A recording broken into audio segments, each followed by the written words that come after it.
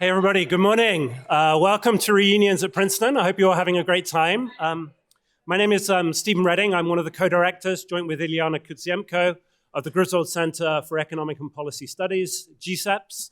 So GCEPS was founded by Alan Blinder to support research in the Department of Economics and foster better connections with alumni and with members of the business, academic, and government communities. So we're very fortunate to Alan for making that kind of pioneering decision developing GCEPS. And our mission is to hold conferences and events on campus throughout the year, bring visitors here to campus to foster the exchange of ideas and support the research of faculty and students here. And we're particularly grateful to the generosity of our members and to Ben Griswold and Wendy for their generous support of GCEPS that makes all our events, including today's lecture, possible. So particularly enjoy these reunions lectures every year. And it's a particular honor this year to welcome Ed Glaeser back to Princeton today for our reunions talk on the future of cities in the age of pandemic and remote work. The world has been rapidly changing around us in the last few years, and we critically need deep economic insights to understand the implications of that. As you all know, Ed is the Fred and Eleanor Glimp Professor of Economics and the chairman of the Department of Economics at Harvard University. After receiving his AB from Princeton in 1988, he received a PhD from the University of Chicago in 1992. He's the recipient of numerous honors and awards, including the Albert O. Hirschman Prize, which he collected here at Princeton earlier this academic year, the Herman Simon Fellowship from the American Academy of Political and Social Science, and an Alfred P. Sloan Research Fellowship. He served us 10 years as the editor of the Quarterly Journal of Economics, one of the most prestigious journals in the profession as a whole, and he's been a fellow of the Econometric Society for a number of years. He's published numerous path-breaking papers and books on the topic of urban economics, cities, and a wide range of other topics in economics, including, I know many of you will be familiar with his book on the Triumph of the City, which is an award-winning publication described by Steve Levitt as a masterpiece and referred to by the New York Times Book Review as bursting with insights. So in discussing his new book, which is going to be the basis of some of the talk today, Survival in the City, joint with David Cutler, Ellen Eoster described it as a fascinating book about everything, the plague, COVID-19, obesity, robots, schools, and more. So not creating a challenging range of topics to cover that, Ed. And then went on to say it's been a gripping read for anybody, but especially those who are wondering about how the economy is going to adjust in the aftermath of the pandemic. And so I'm sure I speak for all of us when I say we're really excited to hear from Ed, his latest thoughts on these and other topics. And Ed, it's a great privilege and honor to hand the floor over to you.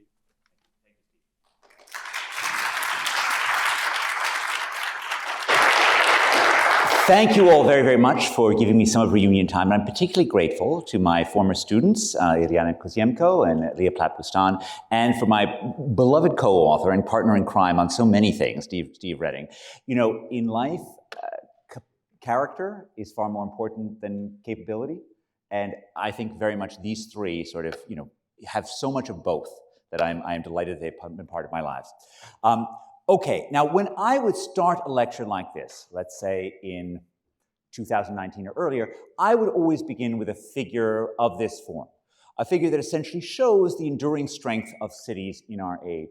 So what you're looking at here is a portrait of America. I've taken the 3,000 odd counties in the US, and I've ordered them on the basis of their density level. Because at their hearts, cities are the absence of physical space between people. Cities are density, proximity, closeness. What you can see here, each one of those dots is a tenth of America's counties. In the blue line is the relationship between per capita income and density. The densest tenth of America's counties have incomes that are 50% higher than the least dense half of American counties. This is something economists call agglomeration economies. The fact that we become more productive when we are enmeshed in a maelstrom of human activity. Because we can buy, we can sell, we can learn, we can collaborate, we can do all these amazing things that human beings do when they're connected to one another. The top line shows perhaps a slightly more surprising fact, which is the relationship between population growth and density. So what you can see in this sort of overwhelming positive line is the positive relationship between initial population density and subsequent population growth. So whereas Americans at the start of the 19th century were leaving their dense enclaves to populate the empty spaces between the oceans, at the start of the 21st century, we were not spreading out, we were clustering in. Now, this has a parallel in housing prices, which have actually gone up more quickly than incomes, which partially reflects the fact that cities succeeded in the years after 1990, not just as places of productivity, but also as places of pleasure. They were, as Dr. Johnson famously said of London, right, places where there is all in London that life could afford. When a man is tired of London, he is tired of life. For there's all in London that a man can afford, right? This is exactly the sort of pleasurable aspects of cities that helps to attract people. Again, cities are marriage markets. Cities are places where urban entrepreneurs make space come alive with cafes, with restaurants, with shops. The unfortunate corollary of this is that when cities become so attractive, they also become incredibly expensive. And I will turn to the trauma that cities face. And what you're seeing here is I've just ordered metropolitan areas on the basis of their density level. And what you can see here is over the overall 1996 to 2012 period, from before the Great Boom to after the bust, right, all of the real housing price growth was in the densest fifth of America's counties. A related fact is the prevalence of joblessness in the non-dense parts of America. So I thought before the pandemic that America's largest unsolved social problem was the rise of prime-age joblessness. When I was born in 1967, probably when some of you were born, 5% of prime-age males. Those are males aged, defined by the census, between 25 to 54. And I must say, I'm beginning to find that definition highly offensive. 5% of these 25 to 54-year-olds were jobless. For most of the past 15 years, more than 15% of prime-age men have been jobless. Right? Joblessness is vastly worse than being a low-wage earner. Right? By almost any measure, suicide, misery, divorce, opioid abuse, right? Joblessness looks vastly worse. Okay? Because, in fact, a job, as we all of us know, is not just about having an income. It's about having friends. It's about a sense of purpose. It's having a sense of social connection. Right? We lose this when we're jobless. And, in fact, the misery of joblessness is something that has spread across parts of America, but not all parts of America. Like, look over there in Washington, D.C., right? State of Washington, right? You can see there's Seattle, right? King County up there. Very light, low levels of male joblessness. All around it, the lower density parts of Washington, very high levels of joblessness. The epicenter, right? The place, the epicenter of American despair, right? The place that Angus Deaton labeled like the deaths of despair here, right, is the America's Eastern Heartland.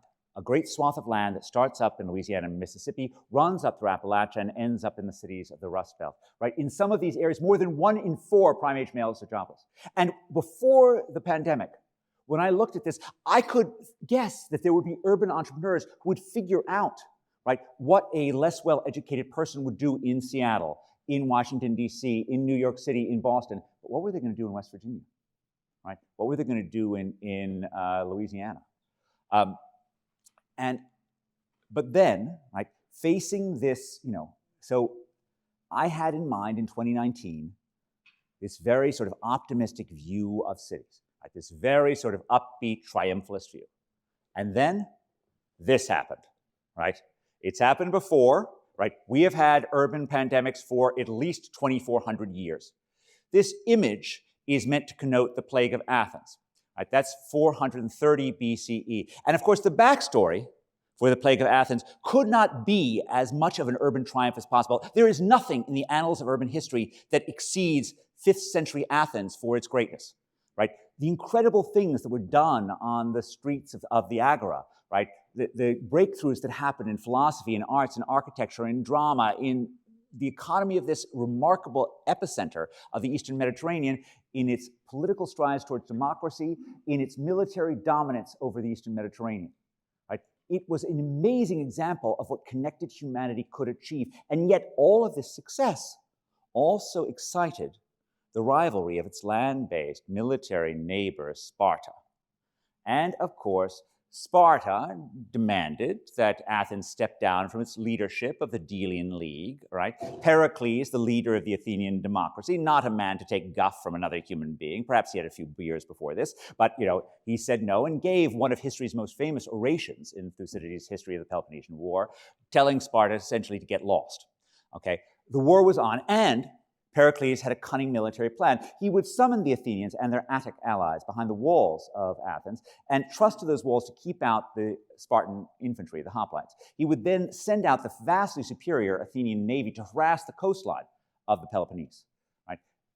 Strategy works well militarily. The walls hold. The navy dominates. And yet, walls that can keep out enemy soldiers may not keep out a virus or bacteria. There are two reasons why cities are vulnerable to plague. First of all, they are the nodes on our global lattice of travel and trade. They are the ports of entry for goods, for ideas, for people, and for viruses. Right? That's vulnerability number one. And so it was with Athens. The port of Piraeus was the port of entry for whatever it was that laid waste to the Athenian population. Second, right, the very density of Athens, the proximity of human beings, enables contagion to spread. Cities achieve great things, but there are also demons that come with density. Right? All of that proximity helps to lead to contagious disease, traffic congestion, crime, high housing costs. And so a disease came to Athens. Nothing like COVID-19. Over a 2-year period, 25% of Athens' population perhaps died. So that would be a death rate 100 times the one that we experienced in the US from COVID-19. Thucydides himself describes a city that has gone amok in which people live only for the day because they do not expect to be alive tomorrow. Athens soldiers on, but it is forever diminished. Right? It takes 25 years to finally lose the Peloponnesian War, and it stops from being the New York City of the Mediterranean world to being the Philadelphia, to being the New Haven.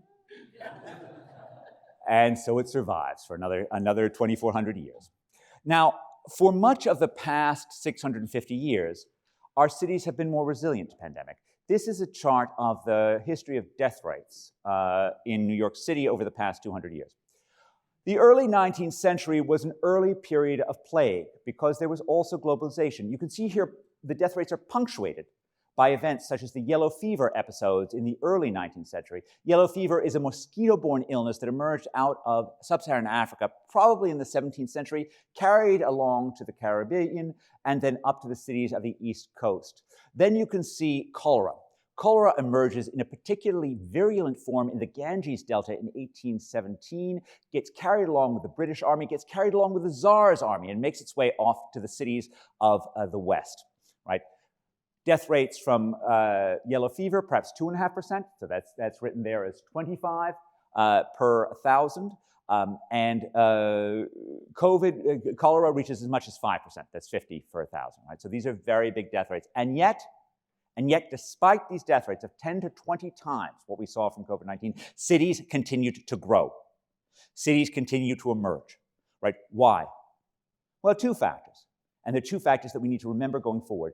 First of all, right, the enormous economic strength of 19th century cities lured people from rural poverty to them. If you're going to die of starvation in Ireland in 1849, you might as well risk cholera in New York City. Second of all, and I should say, actually, that in Leah Platt Bustan of Princeton, right, one of our former graduate students, you have, in fact, the world's foremost student of the history of immigration in the US, just to be clear. For the second reason, though, is that cities invested in themselves. They invested in protecting themselves. And in the book that David Cutler and I wrote, right, we describe the 19th century as a hinge of history, in which for the first time, governments went from simply killing people to actually saving people's lives. Right? So if you think about our favorite 18th century kings, generals, presidents, right? What did George Washington do? Mostly, he led armies. He killed people. Frederick the Great, right? We all remember how witty his letters to Voltaire, what a charming man of the Enlightenment. Look, the man's main job was like conquering Silesia, okay? This is what governments did in the 18th century. And then all of a sudden, in the 19th century, they started saving lives, right? They started saving lives because they wanted to fight cholera, because they wanted to stop themselves from becoming killing fields. A couple of points. First of all, they didn't do this because they got the science right. They did this because they were just trying something sensible. There were two primary theories of disease in the early 19th century, one of which was contagion, right? The other of which was miasma. Contagion says it comes from other people. Miasma says it comes from the ground, right? Sounds ridiculous now. Okay, the contagion guys wanted to do quarantine. Doesn't work on yellow fever. Doesn't really work on cholera either very well. The miasma guys, right, wanted to drain the swamp. They wanted to create aqueducts. They wanted to create pipes. They didn't have any idea why this related to cholera, but this is what they wanted to do, and it saved lives.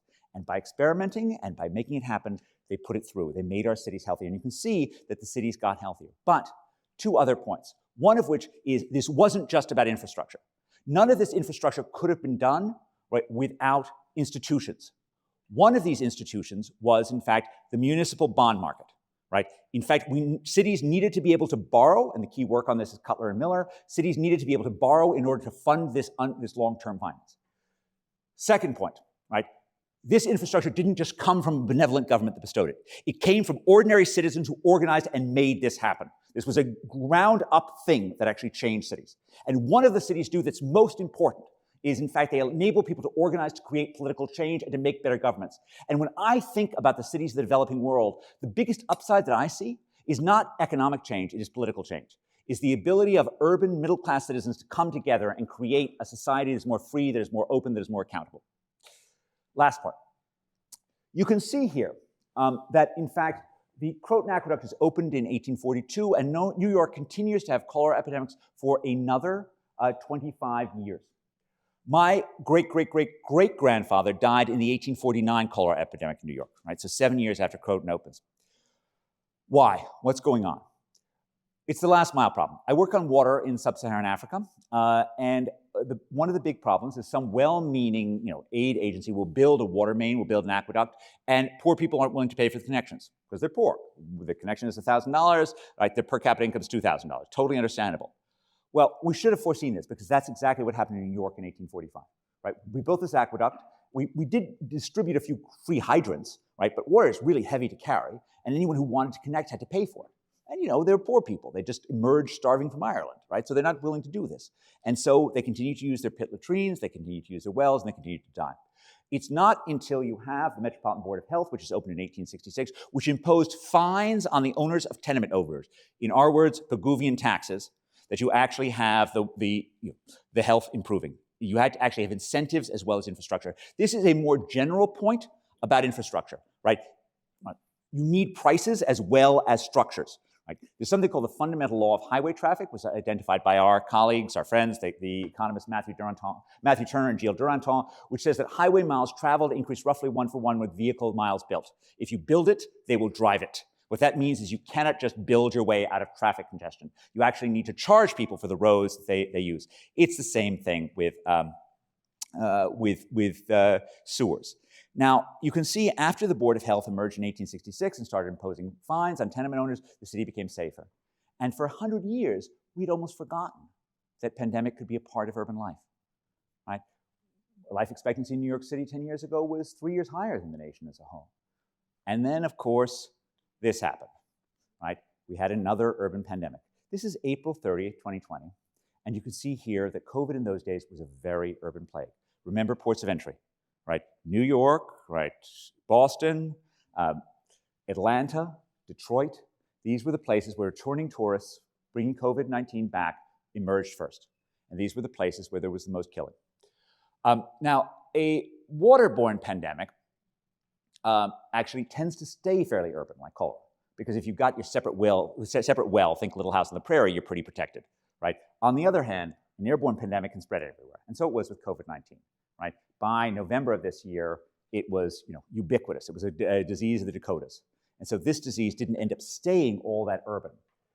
Within the cities, density was not particularly associated with it. This is New York City. This is death rates as of late spring. This is from joint work of mine with Stephen Redding and our co-author, Caitlin Gorbach. Here you can see actually Manhattan had much lower death rates, and so did Brooklyn Heights and the outer boroughs. What's going on here? It's not that high density, it's not that living proximity didn't actually still spread the disease. The remarkable serological work of Anoop Milani in Mumbai finds that more than 1/2 of residents of Mumbai slums had contracted COVID-19 by July 2020, right? So an enormously fast thing in a slum. There's no social distancing in a slum. By contrast, in downtown Manhattan, very low levels. In the outlying boroughs, why? skyscrapers are not all that vulnerable. You actually are separated in a skyscraper. And it really had to do with mobility. This shows what happened to mobility data using SafeGraph cell phone data. And what you can see is the densest parts of Manhattan, the densest parts of the city were also the places where people stopped traveling around. Okay? Our estimates, Steve and my estimates, are that a 10% reduction in trips during those months was associated with a 20% reduction in disease. That's particular for that period. That's before we had vaccines, before we even knew about masks, and so on. I'm not making a claim that that's the general parameter of interest. But huge correlation between the change in trips and the change in disease. Now, why did they change trips? They changed trips because they were not because they were smart, not because they were virtuous. They changed trips because they were lucky and because they were educated. Right? What explains this stuff? It's were you in essential industries, right? And what was your level of education? Were you in an occupation in which you could go remote? And the people in Manhattan were in finance. They weren't working in pharmacies. They weren't working in hospitals as RNs. And so that really explains this and why this disease was so disparate. This shows, as of the fall of last year, the correlation between education and death rates from COVID-19 across American metropolitan areas. I find this graph mind-boggling. Right? If you just look at the scale of the axes, between the most educated metropolitan areas in the US, like Seattle, San Jose, San Francisco, and the least educated, there is a fourfold difference in the rate of death from COVID-19. Just an enormous gulf. And a lot of that reflects the fact that you can go remote if you're in the knowledge industry and not if you're not, right? As of May 2020, 68.9% of Americans with advanced degrees were working remotely, 5% of Americans who are high school dropouts were working remotely. That's an enormous gap, just an enormous gap. Okay, the downside, of course, of all this education is the downtown Seattle problem, right? It's the downtown San Francisco problem, it's the downtown New York problem, even worse in Washington, D.C., okay? It's the fact that these educated workers don't feel like they have to go back to work. And this shows Castle data. This is from fancy key swipe data, like you swipe your card in going to the office. So these are selected buildings that are relatively high-end buildings. But you can see as of March 2023, this is most of these places, more than 50% of people are still out of the office. So this shows occupancy levels relative to pre-pandemic. Right? So just an enormous gap that has not changed. This is a selected sample. If you look at Google instead, so these are Google visits, this is not the city or downtown as a whole. This is the largest county in each city. So this will be Manhattan rather than New York as a whole. This will be LA County, Cook County, Maricopa County, and Harris County. Here, 30, 40%. This stops as of October 2022 because Google stopped letting us have the data then. So this shows still a fairly substantial drop. Again, sort of leads to long-term questions about whether or not the office market is viable in our downtown areas or whether our downtowns are viable at all. It's less bad in terms of retail and recreation. So the allure of cities as places to play has persisted despite the decline of offices. And certainly I experienced this in my life. Certainly there were plenty of people that I knew who did not want to come back into the office. Less so my colleagues, but more staff people who sort of loved the idea of dialing it in. I knew no undergraduate who was not hungry to be back on campus, right? Who was not so eager to be around other young people, right? And that face-to-face contact, which is not just an issue of them learning, but it's an issue of them becoming adults, of them experiencing things, of them growing, right? That is ultimately the strength of urban existence. Last fact, so this is global. So this is as of Jan 2021. So it's a while ago.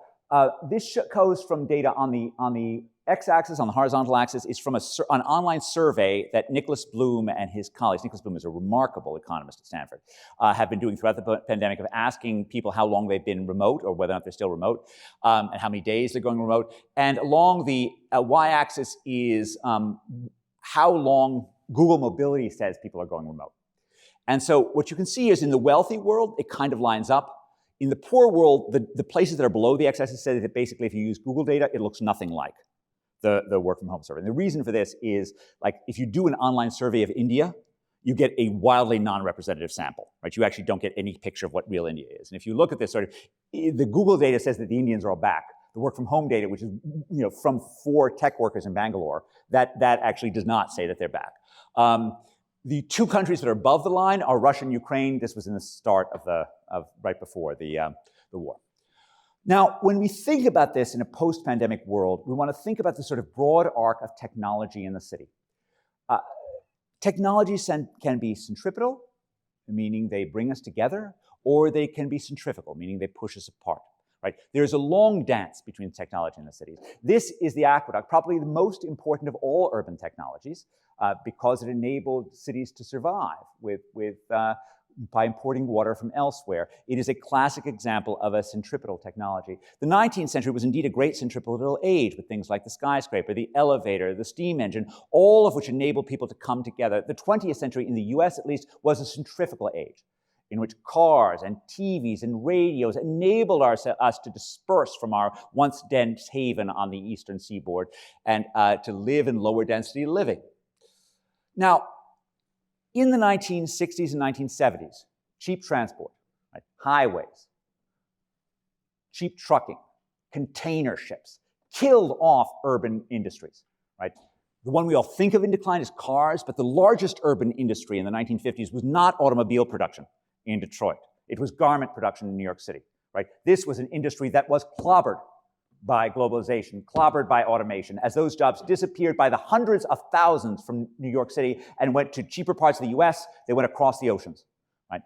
And so this yet led futurists like Alvin Topher, writing when many of us were children in 1980, to ponder whether or not the information technology of his age, and this is what these things were, right? This is what, fancy IT was in 1980, right? Whether or not these technologies will cause face-to-face contact in the cities that enable that contact to go obsolete, right? Topher predicted a world of electronic cottages and empty skyscrapers in which we'd be trying to figure out how to reuse offices for being, perhaps parking lots, perhaps bulk storage areas. And yet, for 40 years, the man was completely wrong. Okay, for 40 years, information technology did not make cities obsolete. It led to a great urban renaissance. Now, why is that? There are clues here.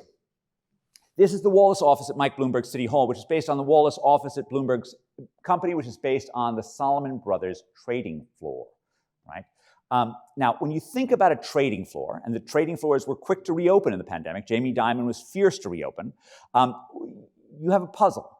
Here we have some of the wealthiest places on the planet, right? Whose workers typically would be ensconced in comfortable offices, surrounded by large secretaries, enjoying all the perquisites of privacy that their prosperity has made possible, right? But here they are on top of each other, right? They're yelling at each other, they're sweating on each other. If our beloved Princeton author and former alumni Michael Lewis is to be believed, they're spilling guacamole on each other with some degree of regularity, right? Why are they doing that? Why are they putting up with all that discomfort?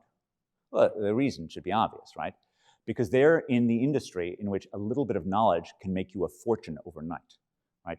And what proximity gives you is knowledge, right? Being on the trading floor gives you is understanding what's happening around you. Right? And in some sense, that's a clue to what's happened in cities over the last 40 years. In thousands and thousands of studies, we have seen a vast increase in the returns to knowledge, a vast increase in the returns to innovation, because in part you can source it on every part of the planet, you can sell it on every part of the planet, right? And we are a social species that gets smart by being around other smart people. This is what brought cities back. This is what brought Wall Street back. This is what brought Seattle back, right? Is in fact the fact that we learned from being around other people, and we are in a knowledge economy. I want to emphasize that the pandemic has not changed that. Right? We are still in a knowledge economy, and every 22-year-old who thinks they're going to spend the next 20 years of their life zooming it in and thinks they're actually going to soar is mistaken, right? Almost all of them, because we get smart by being around other smart people. If knowledge, if IT was making face-to-face contact obsolete, then why did Google buy the Googleplex? Why have they bought millions of square feet on downtown Manhattan? Why, in fact, is Silicon Valley the most famous geographic cluster in the world today, despite the fact that this is the centerpiece of long-distance communication? It is precisely because the people who run these companies understand that innovation happens through connection. They wanted their young tech workers to be right next to each other, 24 hours a day, playing foosball, right, coming up with ideas, brainstorming, doing various things. Right? This is how innovation works. And part of it also has to do with complexity. You know, anyone who's ever taught knows the hard part about teaching is not knowing your subject material. It's knowing whether or not anything you're saying, and I mean anything, is getting through to your students, right? We have these wonderful cues for communicating comprehension or confusion that are lost when we're not in the same room with one another, right? These cues are lost when we go remote. The rise of knowledge helps explain why some cities have reinvented themselves much better than others. Mostly skilled cities. So this shows the relationship between share of the adults with college degrees as of 2000 and per capita GDP in 2010. This is not just about the fact that your education makes you more prosperous. It's about the fact that your neighbor's education makes you more prosperous. As the share of adults with a college degree in your metropolitan area goes up by 10%, your earnings also go up by 10%, holding your years of schooling constant. And skills are very powerful predictors of which metropolitan areas have reinvented themselves, right? It's easy to forget now, but in 1971, and Matt Griffin here, who has done as much as any other human to rebuild downtown Seattle, right, knows this more than anyone. 1971, two jokers put up a billboard on the highway leaving Seattle to please turn out the lights. Because just as no one could imagine a Detroit with a smaller General Motors, no one could imagine a Seattle with a smaller Boeing. This is before Amazon, before Costco, before Microsoft, before Starbucks. Right? The city came back. Now, why did it come back? Well, you can't see it here, but Seattle, you know, if you're actually talking about the city of Seattle, more than 65% of Seattle's adults have college degrees, right? Fewer than 15% of Detroit's adults have college degrees, right? There's a wild education mismatch, which is what's fueling this. And that's exactly why Jeff Bezos, a Princeton graduate, decided to go to Seattle, right? He was going there because he thought he had the skilled labor force that he needed to make his company. This is an image of Kendall Square, a former candy manufacturing hub that has also retooled itself in a post-manufacturing age because it has MIT. This just shows the population growth by share of the population with a college degree. Now, skills are, of course, not just taught in college. In fact, I'm sort of amazed that anything we learn in college has any value whatsoever in the outside world. They're the things that are learned on at coffee tables, over water coolers, at breaks, by just watching people around you. They are what the great English economist Alfred Marshall was writing about when he wrote that in dense clusters, the mysteries of the trade are no mystery, but are, as it were, in the air. Right? Now, I can't think of any mystery that is more valuable to have in the air than the talent or inclination to be an entrepreneur. And so it is for reinventing cities. Entrepreneurial human capital has been critical for urban rebirth. 60 years ago, the economist Benjamin Chinnis was comparing New York and Pittsburgh and noting that New York was more resilient than Pittsburgh was even then. He studied the cities, and he came to the conclusion that this reflected the long industrial history. New York's garment sector, because it had few barriers to entry and no economies to scale, was a hotbed of entrepreneurship. It was a mother of entrepreneurs. And these entrepreneurs who started in garments could do other things. They founded movie studios, they founded banks, they built skyscrapers, because the ability to find a new market niche is fungible. If you do it in one industry, you do it in another. Right? And so when the garment industry falters, the sons of these entrepreneurs figured out something else to do, right? The sons and daughters managed to figure out some new innovation to come up with, and the city retooled itself.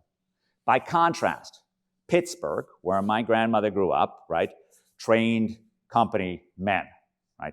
It had coal mines, it had steel factories, it had people who were fantastic at logistics, right? And those guys were great at making U.S. Steel the wonder of the world, but when U.S. Steel faltered, they weren't going to start an electronic greeting card company. Right? It's not what they knew how to do.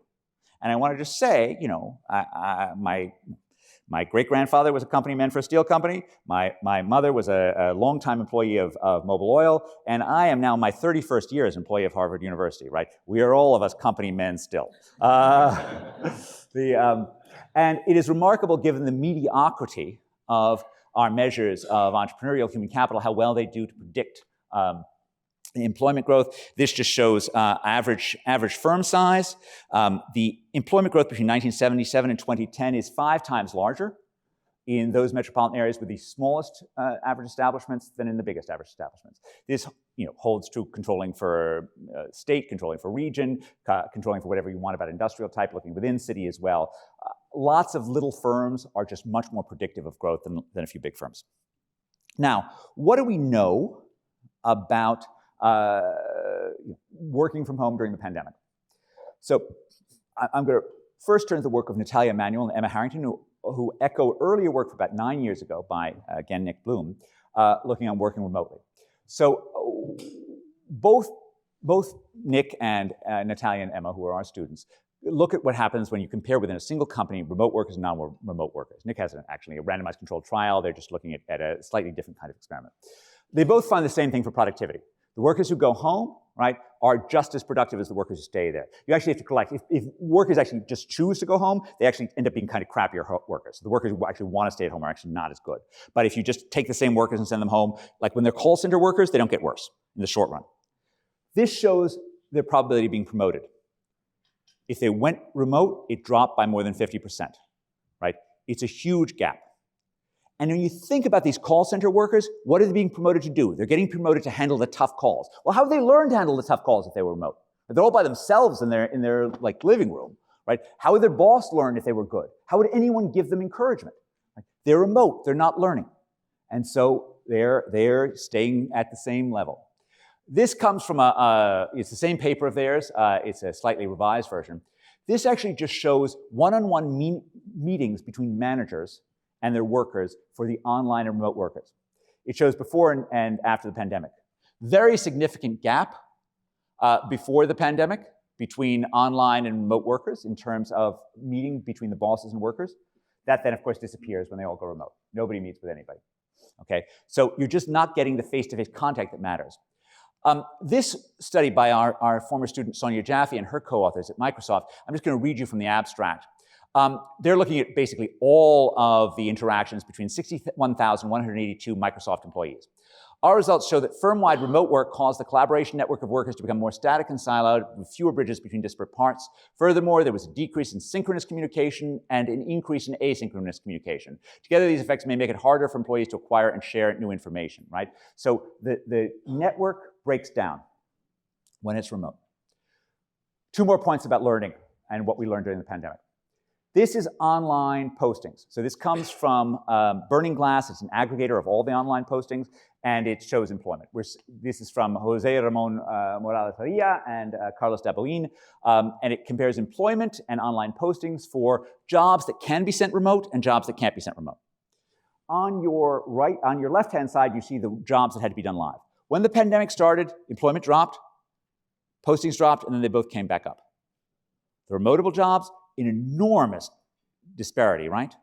Employment stays steady. You're not firing the software programmers. But new postings, down by 40%.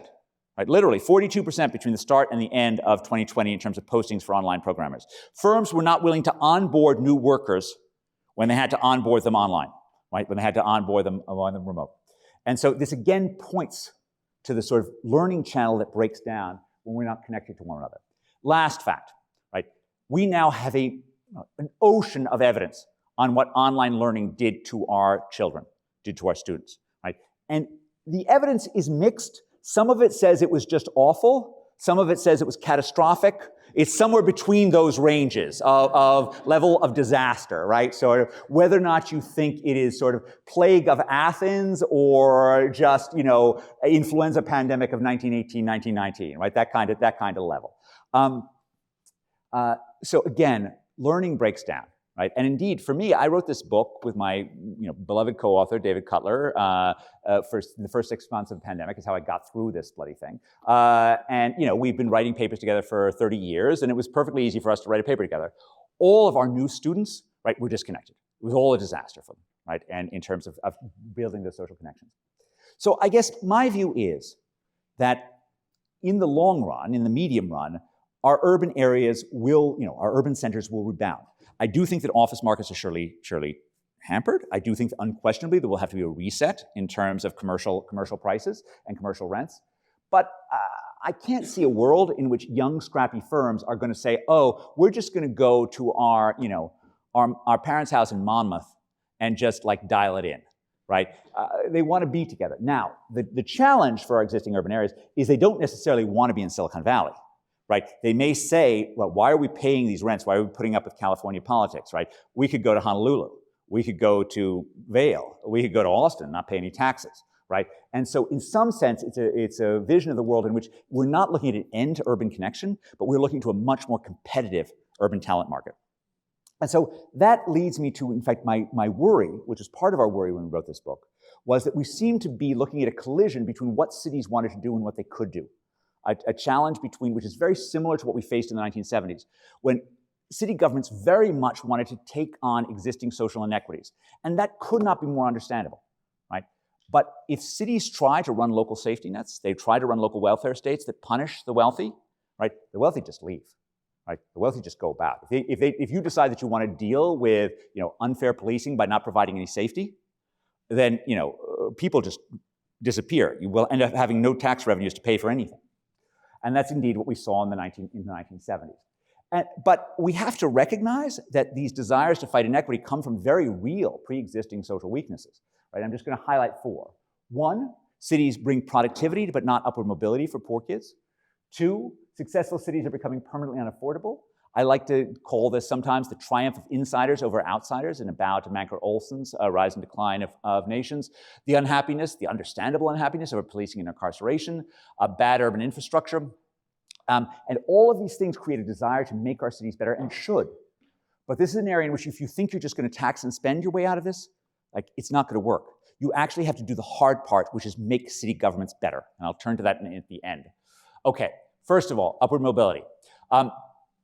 Left-hand side, productivity and density. You've seen a version of this before. Strong positive relationship. Right-hand side, this is from the work of my colleague, Raj Chetty. This looks at people born around 1980, links income tax records between their parents and them 40 years later, and it shows where you end up if you start at the 25th income percentile, so poorer than 75% of the world, poorer than 75% of America, where you end up as an adult. So a number like 4.4 means you as an adult are richer than 44% of Americans. You can see the strong negative relationship that goes in the opposite direction. This is true within cities as well. The denser the neighborhood, the worse off the kids do. There's a huge break at school district boundaries, right? So this just shows the jump up in upward mobility at the edge of the Central City School District. This shows the jump down in your probability of being incarcerated. So our cities have historically been places that have enabled poor people to become rich people. And indeed, cities for millennia have been places of inequality, right? It was Plato who wrote in the Republic that every city of whatever size is in reality 2 cities. One is a city of the rich, the other is a city of the poor, and they are inevitably at war with one another, right? But that inequality is not something that cities should apologize for. Cities have rich and poor people because they're relatively great places to be rich, and they're less intolerable places to be poor, and so they attract rich and poor. But the only way that inequality becomes tolerable is if cities are fulfilling their historic mission of turning poor children into rich adults. And it seems like too many of America's cities are failing in that.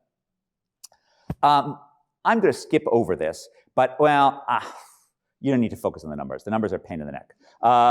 You don't need to see the numbers. You don't need to see any of those numbers. Okay, the claim was, this is housing prices, you can make sense of that while I'm talking. The claim was that, in fact, one of the reasons why adults and children experience such different lives is that, in fact, the lives of urban adults are relatively integrated, meaning that they go to sleep in a segregated area, but they go to work in an integrated office, right? And so they have interactions with people who are very different from them. Children go to sleep in a segregated area, go to school in a segregated school, play in a segregated neighborhood, and they have far fewer interactions with people who are different than them. The mixing pot of the city, the melting elements of the city are eliminated for poor children, and that's a fundamental flaw that we have in our spaces. Second challenge with cities, high housing costs. And this just shows inflation-corrected housing prices in 5 large metropolitan areas. The claim that I made that this is the triumph of insiders over outsiders. Now, why does this not reflect just rising demand for these areas? Right? Well, because of this graph. What this shows along the horizontal axis is the amount of new construction in these areas. So this is the amount of permits over the amount of housing in 2000. And along the vertical axis is the difference between how much it costs to build a house and how much it costs to buy a house. So a number like 3 means that housing prices are 3 times more expensive to buy than they are to build. What you can see from this graph is the places that build a lot are not expensive, and the places that are expensive don't build a lot. Okay, there's plenty of demand for San Francisco, certainly, but there's also plenty of demand for Austin, Texas. The difference is, at least prior to the pandemic, Austin got played out in new construction, and San Francisco got played out in higher prices, right? There's no repealing the laws of supply and demand. If you're going to have robust demand for a place and you're not going to allow new construction, you're going to risk creating a boutique town that only the rich can afford to live in. And so ultimately, this is about the inability to provide decent housing, which America's always done historically, and now we are increasingly failing to do in our most productive metropolitan areas, largely because of a regulatory straitjacket that we have put on housing. I will say one other thing about regulation and upward mobility, right? Which is, it is a tragedy in this country that we regulate the entrepreneurship of the poor so much more strictly than we regulate the entrepreneurship of the rich, right? If you want to start your internet phenomenon in your, Princeton dorm, right? You could have 1 billion users before any regulator knows you exist, right? If you want to start your bodega on 113th Street in Broadway, you have at least 18, permits that you need to file to do this. Right? This is sort of outrageous. And until we actually create a sort of open playing field for people to start new businesses, we're not going to make our cities places that are more equal. And this just shows the relationship between upward mobility, again, using the Chetty data, across metropolitan areas, and how regulated they are. Our places that are the best at promoting upward mobility are also the places where we make it hardest to build. This just shows the rise of incarceration. I think it is important that we recognize, even with rising crime levels in many of our cities today, that we are still vastly safer in our cities than we were in the 1980s and the 1970s. I gave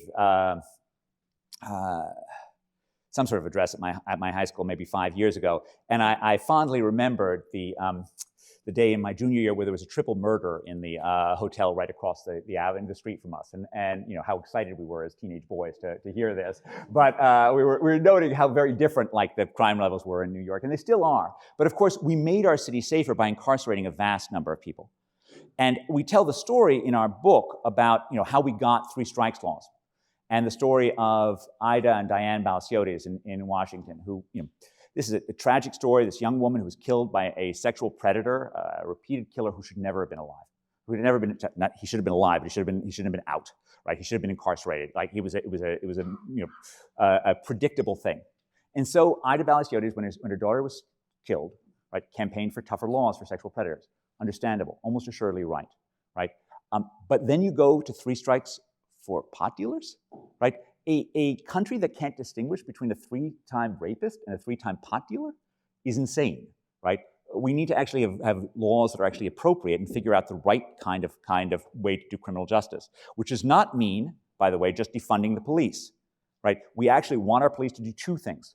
We want our police to keep people safe, and we want our police to treat people with respect, right? I believe very strongly that in government, like everything else, there's no such thing as a free lunch, and you don't get both of those things by paying less for your policing. Last thing on infrastructure, and I will end with this. Okay, so the larger point on this is it's not about spending more, it's about spending smarter. And I'm going to illustrate this with the case of road paving. Now, many of us find our roads difficult to drive on, right? There's been lots of complaint about road roughness. But in fact, despite the complaints of the American Society of Civil Engineers, the Department of Transportation's physical measures of the bumpiness of our highways have been getting better for decades, okay? So our highways have been getting smoother. But I don't know about you, but in my daily commute, my highway drives are smooth. My problem is on all the other roads, which by March are a disaster in Massachusetts, okay? But we have no measures of that. Well, we do now. Thanks to a collaboration between myself and Uber, we now have data on vertical acceleration for the month of March 2019 from all of Uber's drivers across America. So this creates 5 pings per second, okay, everywhere that Uber drives. And those pings give you location, not just in 2 dimensions, but in 3. And so I know vertical acceleration everywhere. I know how bumpy all of America's roads are. And so this is what the data looks like. This is a, intensely, bumpy road. This is actually just the commute from O'Hare to downtown Chicago. You can see bumpy at the beginning, bumpy at the end. It's kind of smooth on the highways. This shows Chicago, okay? Very, very bumpy in the middle, then it gets nice in Evanston, right? A very different world. So I actually know what this is. I can then, show across the country. It turns out the Northeast is much worse, unsurprisingly. The middle parts of the country are much better. It's not just about cold. Okay, Minnesota has perfectly nice roads. You have to go up and below 32 degrees a lot to have bad roads. It's the freezing and the unfreezing that correlates really well with it. I can then calculate the impact of road speeds. And this is the thing which for my colleagues here, what we're doing in the paper is we're using your willingness to pay with longer commutes to estimate your willingness to pay to avoid bumpiness. So that's how we say, I won't say more, but that's basically what we're doing with the structural model. And so you can really see a substantial gap. This is just at the border of Chicago. The roads get a lot bumpier inside Chicago, and they get a lot smoother. We do this on borders everywhere in the US, and you get a really substantial figure. We can then use these estimates to gather the total cost to the US of bad road roughness, and then we can look at overall sort of what correlates with it. So this just shows poor people, Richer people have much smoother roads. But it turns out that's mostly 70% of that's explained by the town. So when you control for the town, that diminishes. If you try to figure out what explains that across the town, only a little bit is explained by how much the town is spending, mostly explained by the density, how many people are driving to work, things like that. African Americans are also exposed to much rougher roads. Again, that is overwhelmingly explained by the town. And again, there's very little that actually explains what the town does, including just spending more doesn't fix things. Now, the last thing that I'm going to say before I end. Now, why is there a lesson in here for making cities better? This just shows roughness in Chicago and your probability of repaving over the next 8 months. So we have data on repaving. You can see that the smoothest 30% of roads are slightly less likely to be repaved. The correlation between roughness and repaving in the roughest 60% of roads is 0. Okay? We have no tendency in Chicago to repave our rougher roads first. Right? This is, again, like incarcerating for life 3-time pot dealers, an example of governmental stupidity. Okay? It's an example of our governments which are not doing what the government in Singapore would do or the government in Stockholm would do, just failing to provide basic services better. And so I sort of want to end this thing by on an optimistic note. Let me skip over this. I'm going to end this thing by an optimistic note. There we go, optimistic note. If you want me in the Q&A, I can give you my list of winners and losers of which 50 cities did best during the pandemic. My optimistic note is that over the past 650 years, cities have proven remarkably resilient. This is Milan in 1943 and Milan in 2014, right? Cities have come back from much worse than COVID-19, and from my perspective, the 1970s were much more of a tectonic shift to urban economies than Zoom was. But they get better by making themselves better. And it's our job to try and figure out how to do what the citizens of New York did in 1820, right? And to try to make our cities more functional in terms of the roads, in terms of the schools, in terms of policing. There are tools that are out there, but they need us to do it. So thank you very much for your time, and thank you for coming here.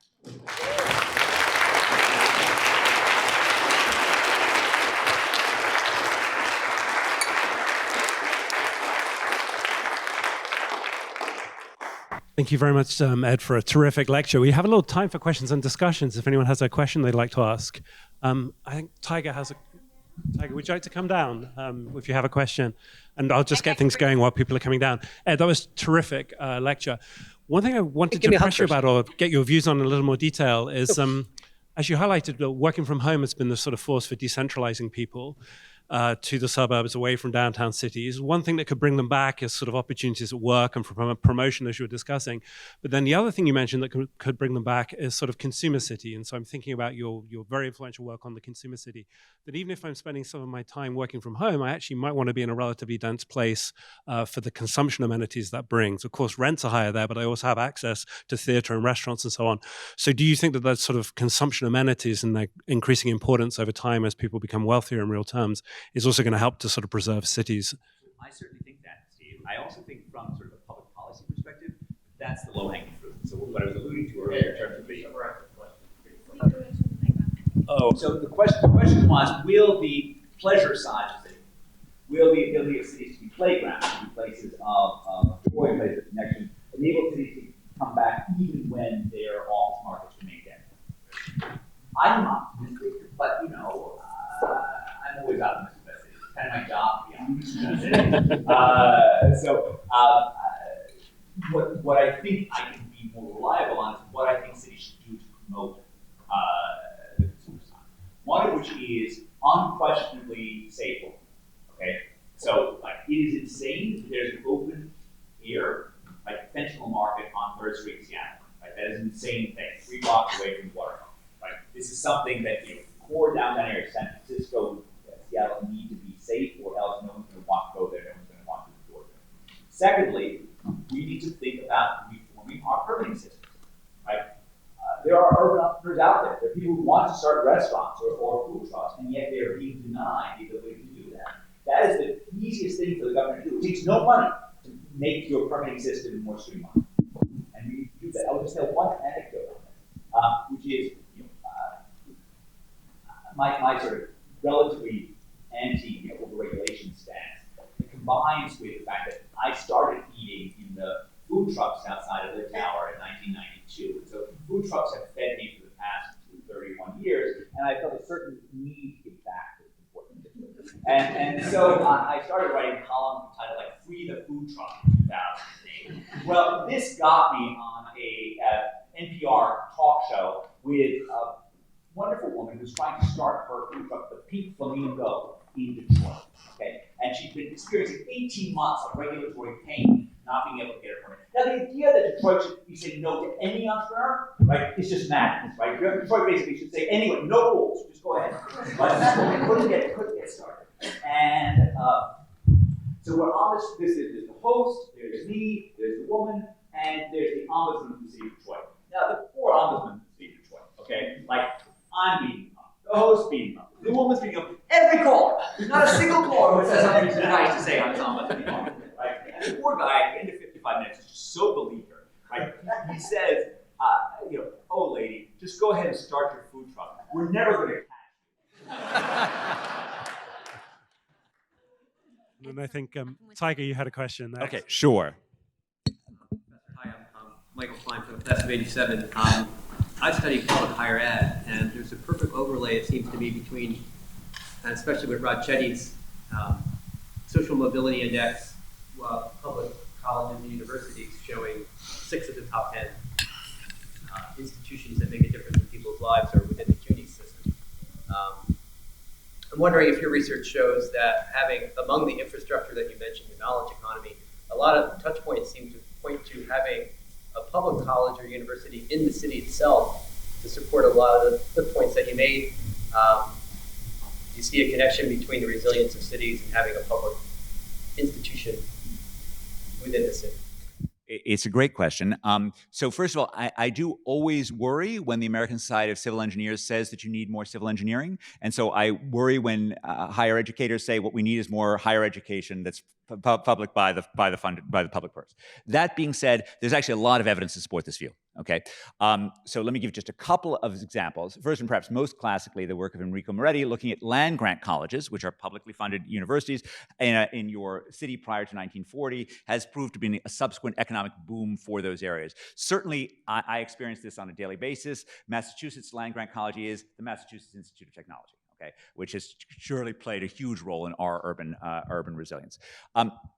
A second example of this, the work of my former student Naomi Hausman, who looks at, after the Bayh-Dole Act enables the commercializability of research that is made using NIH and NSF patents, you see in 1980, you see an explosion of economic activity around universities that enable that to happen.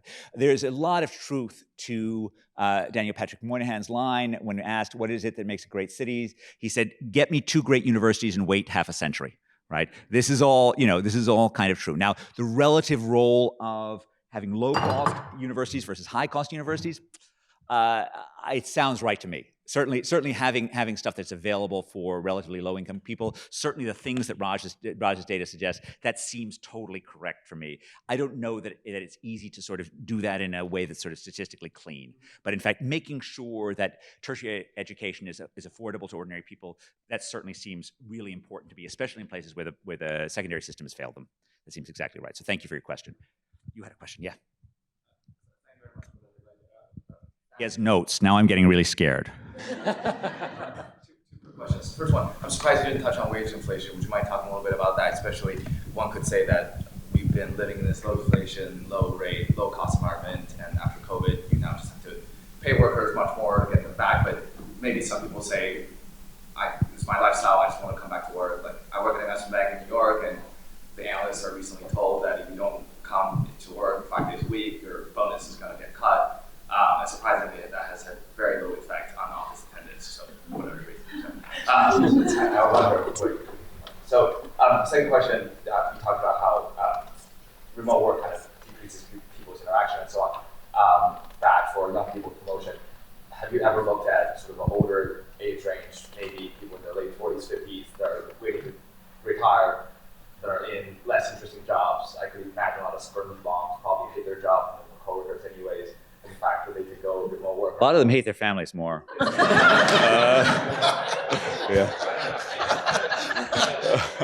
Such a good one. People hate their jobs, and the fact that remote work actually overall social welfare outcome.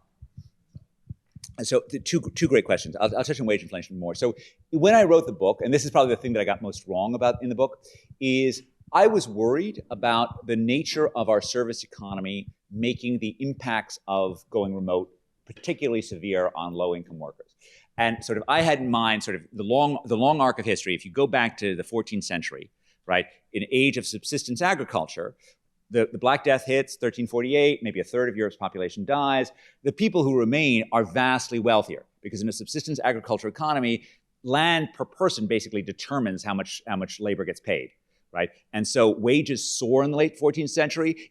There are certainly those who've argued that, in fact, the rising wages created by the Black Death were responsible for the urban renaissance of the 15th century.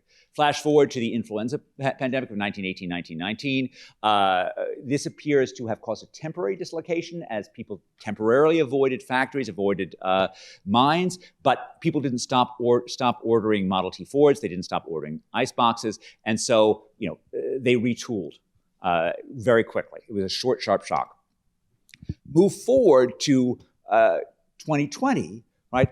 For millions of workers, the ability to serve a latte with a smile was an employment safe haven in a world of outsourcing and automation.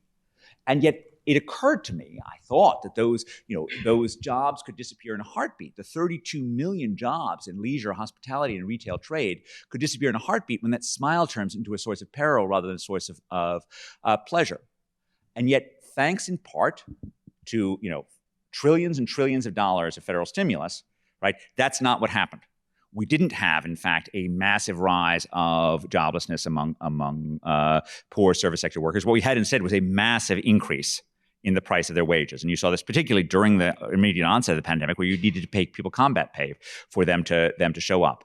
And so this played out very differently. Now, of course, we brought inflation back, which is a really difficult thing for us to deal with. And I think we're looking at a long, difficult area of pain in terms of addressing this, some of which will show up in terms of housing markets coming from rising interest rates, and some of it will come in terms of larger commercial real estate markets as well. Now, in terms of what this does to remote work, yes, I agree with you, that in fact, as long as the labor market stays hot, that in fact, it's hard to get guys to come back in. When they're looking at large levels of unemployment, when they're actually at risk, not of losing their bonus, but losing their job, for sure, they're going to be more willing. And I will say, so Steve mentioned that I am the chair of the economics department at Harvard, which means, let me just make clear what that means. That means I am a middle manager at a large New England not-for-profit entity. Okay, that is what I am. And I spent a lot of really exciting time working on compliance issues. Okay, and as this middle manager, like part of my job was figuring out how the people who are involved with me will actually get them back in the office. And like all middle managers throughout America, that's proved to be an enormously difficult thing. Your second question was on, just remind me, one word. Suburban moms. I think I don't know about gender. It is certainly true that many people in our profession have talked about the plus side of Zoom, allowing people who have families at home to actually attend conferences they've previously missed. And I think that's an important thing to call out, because in fact, it's not that this technology is some unbridled curse. There are lots of good things that come from Zoom. And I, for one, am really happy with lots of administrative meetings that I can attend virtually with the image off, muted, exercising. And so there really are good things about it. It's hard to know how this plays out for different population segments going forward. I think, in fact, within companies, one of the larger problems is the young people only want to come back if the people with knowledge are there. And the people with knowledge are less interested in coming back. And so there needs to be some sort of, we would say, cozy and bargain within the firm to induce the older people to come back. And I think that's going on. Other questions? Yeah, bring the microphone back. Here, go ahead. Go ahead, Dave. You're here. He didn't call. Do we know enough to start planning cities sort of from the ground up? There's a lot of efforts to build cities. I've been to Astana in Kazakhstan and Abuja in Nigeria and on Tyson's Corner in Virginia. People try and create cities from the ground up, but they don't seem to. The ones I've seen don't seem to be very successful. Do you think there's the ability now to make cities to have the kinds of benefits that you're talking about, sort of from the ground up as planners? most cities that come from the top down are imperial cities like Astana. There's cities like St. Petersburg. There's cities that are built by, a great autocrat who has decided that he wants a monument to himself in concrete or marble. And these cities are sterile both because it's very hard for one person to plan a city in the best of circumstances, and because they are not built with the purposes of pleasing humanity. They are built with the purposes of just glorifying the autocrat. Now, that being said, America does have planned communities where there was an entrepreneur, right? Columbia, Maryland, the Woodlands, Texas, right? There are cases of these happening. They tended to be much slower. They tended to be things in which they didn't start with a vast check to be able to write, and they actually wanted to make the thing pay. And so I think there is some ability for mid-sized cities to grow about it, maybe even become vast cities. But it takes a lot of entrepreneurs to make a city great, not one person's vision. Thank you. Yeah. Another question here. I think the gentleman with the microphone. Did you give him your microphone? Michael Lachansky, class of 15. I saw the roads evidence, but I worked in a civil engineering office in high school, and I'm not so convinced. There's many parts of the city where if the roads are not paved very regularly, the city will shut down. I think of New York City and Manhattan, whereas not every road in Queens needs to be paved over and over again. So in the presence of these large productivity differences, it's not so obvious you want the roads to be paved equally at all times. That is true. I will say, look, so I have not, this would require someone, the only person that I know who actually has the technology for actually evaluating the network and thinking about it is, in fact, Professor Redding. This is, in fact, what Steve has been doing over the past 15 years. And if there's anyone who can actually come up with a model that would actually tell you correctly what's the right road to repave, it's actually Steve. So I cannot rule this out, but I will say that, in fact, this lack of correlation strongly persists when you control for how often the roads were used. So it's not as if these really rough roads are never used. It's just that there doesn't seem to be any connection between any targeting whatsoever. Where did you work in the civil engineering department? I worked on roads in the city of Linden, New Jersey, which is one of these small, declining industrial towns in North Jersey. And you would get calls. There's one area of the city that's extremely productive, basically because people commute to New York. And if those roads were not paved, those people would leave and there would be no city. There's also general pollution plant that eventually shut down. That's a side thing. All right, so this is good. I'm going to take this as an academic comment on this. So what you would want me to do is if I just look at a particular class of neighborhoods, like poorer neighborhoods, and I just showed there was no correlation between this and between road paving, road roughness, that would be more persuasive to you that there's nothing? For me personally, if you show that will also work for Chicago. With the productivity, I mean, what's happening is if you have this productivity segregation, then you can have this kind of zero correlation because the road miles of a certain group is not as sufficient as the road miles of people. Yeah, but if I group together if I first of all exclude core downtown areas, so I exclude the areas where there's lots of employment, I just look in residential areas and I just look at areas with similar incomes. That's enough for you? Okay, that also shows no correlation. Okay, great, thanks. Yeah. And then a couple more questions. Why don't we take these two together and then Ed can respond to them both together. So gentleman in the front, please.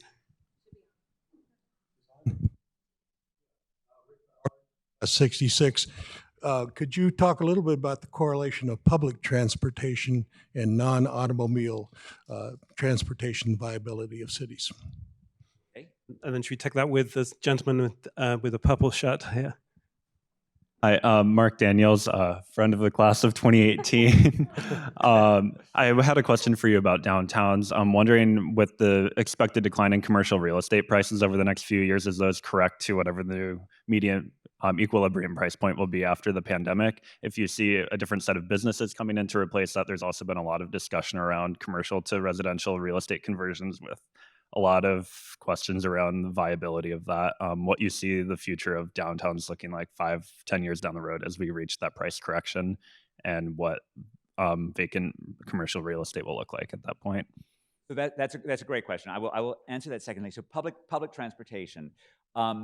So over the last 50 years, over the last 75 years, right, the basic story of America is that we have moved ourselves from cities based around public transportation to cities built around the car. And that's, we have always, all of our urban areas have always been built around the transportation technology that was dominant in the era in which they were built, right? Our oldest cities have walking streets. Our 19th century cities are built around streetcars. Our 20th century cities are built around subways in the early part of the century. As Steve has written in The Making of Metropolis, his paper on London and the underground, and the late 20th centuries were built around the car. And that's not surprising, right? I mean, the average commute by car in this country is about 24 minutes. The average commute by public transportation is 48 minutes, right? And that gap is primarily about the time fixed cost involved in walking to a subway stop, waiting for the thing to show up, and then walking from wherever it drops you off. And it's very hard to overrule that. So I think it's really important for cities to think about pedestrian space, and it's really important for cities to be smart around public transportation. But I don't see a revolution in this in the short run or in the medium run at all. I see this as being very long, slow slog. I will say, there's a joke in terms of public transportation. There's a joke that 40 years of public transportation at Harvard can be boiled down to 4 words, right? Bus good, train bad, okay? And I will just highlight that there's a lot of truth to that, because of both basic cost factors and because of the flexibility of buses. And yet, because rich people take trains in this country and poor people take buses, we've treated buses as the ugly stepchildren of public transportation. And yet they can be made better, they can be retooled. And if I think about also intercity transport, like getting a better train between Chicago and Milwaukee makes a lot less sense to me than having a dedicated lane, like a dedicated route with an autonomous bus going 150 miles an hour. Right? That just feels like the right technology for the 21st century, rather than thinking about, what can we do that guys were doing in the 1830s to make things better for our cities. Commercial rent. So I will end by giving you this top 50 list. So this is the 50 largest cities in America. These were the cities that did best during the pandemic. This is a somewhat stupid index combining home prices, weekly wages, employment growth, and housing permits. I've just averaged these 4 measures. I've divided them by standard deviation. So I've created a Z score for each of them. What this gives you is that 17 out of the top 25 are all in the Sun Belt. This is in some sense the past 75 years on steroids, right? The strongest predictor of metropolitan area growth over the past 120 years is January temperature. And so it was over the past 3 years as well. This is partially, it's about a number of things, right? This is partially about the fact that relatively more pro-business policies, okay? The work of Tom Holmes, going back 30 years, shows that if you look at counties on different sides of state borders, there's been much more industrial growth after 1947 in right-to-work counties than in non-right-to-work counties. This is also about having easy. Right? You don't understand why Atlanta, Dallas, Houston, Phoenix have each added a million housing units a decade for the last 20 years without understanding that these places make it incredibly easy to mass produce housing relative to the colder parts of America. But let's face it, right? It's also about the fact that Americans don't like driving in ice. Okay, and don't like cold Januaries. I will say, as someone who has lived in Massachusetts and raised my kids in Massachusetts for the last 30 years, I think it shows a lack of character on the part of America. But it is what it is, and so it was over the last 2 years. This is the bottom list. So at the middle of the list on down, so start maybe at Milwaukee. Milwaukee to St. Louis. These are the usual suspects. Right, so these were cities that were industrial giants in 1950, and they've been declining ever since then, and they're what they are. The places in the top part of the list are sort of more some of them are actually doing reasonably well, some of them are doing worse. The surprises are the 3 at the bottom. Houston actually just shouldn't be on it at all. Houston is actually just functioning really well. It's just functioning as Houston always does. It just, it always permits a gazillion housing units, and it still permits a gazillion housing units, so there's no growth in that, right? And housing stays affordable because they permit a gazillion housing units. The other cities, Chicago, Washington, New York, for most of the last 50 years, they would have skated above the rest of the Rust Belt because their enormous size, because their agglomeration enabled them to be very special places. For the last 3 years, those enormous office markets have been a curse rather than a blessing. And the question is, what do they do with that? And that's in some sense the office market.